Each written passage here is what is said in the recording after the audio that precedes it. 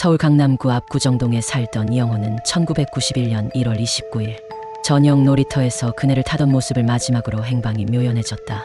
그날 밤 서울 30대 남자의 협박 전화가 걸려왔으며 60여 차례에 걸친 범인의 전화는 각본처럼 철저하게 움직였다. 첫 협박 전화 후에는 경찰 신고 여부를 확인하기 위해 다시 전화를 걸어 서초경찰서 형사입니다. 거기 있는 형사들 좀 바꿔주세요.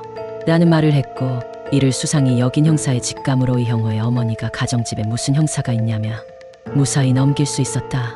그러나 범인은 후에도 계속 신고했을 경우를 대비해 치밀하게 행동했다.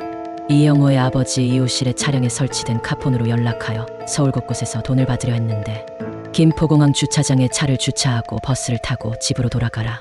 한 범인은 정작 나타나지 않은 채 뒷좌석에 누군가 타고 있었다며 의심을 했다.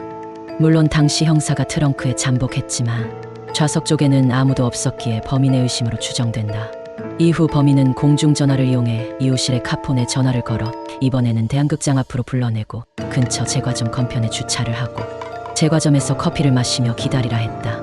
하지만 제과점 문이 닫혀 있자 범인은 근처 치킨센터로 가라고 했고 이런 불필요한 이동이 계속되었다.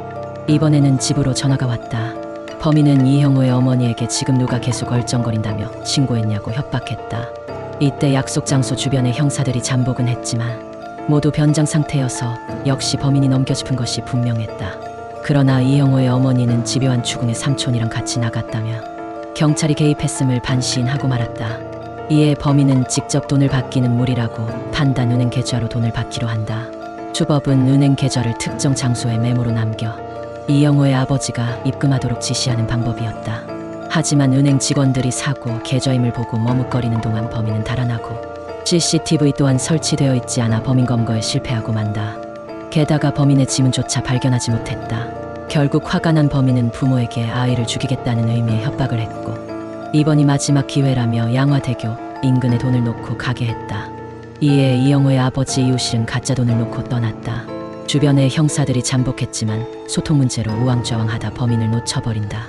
이에 범인은 돈을 가지고 떠나고 그날 밤 가짜 돈임을 눈치챈 범인이 아이를 되찾고 싶지 않은 걸로 알겠다며 이를 마지막으로 연락이 두절되었다. 한 달 뒤 91년 3월 13일 한강공원 잠실지구 인근 터널 옆 배수로에서 이영호 군의 시체가 발견되었다. 부검 결과 위에 남아있던 음식은 실종 전 친구 집에서 먹은 음식물이어서 사망 시점은 유괴 직후인 걸로 추정되었다. 이 사건은 이미 아이를 살해 후 금품까지 노린 사건으로 국민들의 큰 분노를 일으켰다.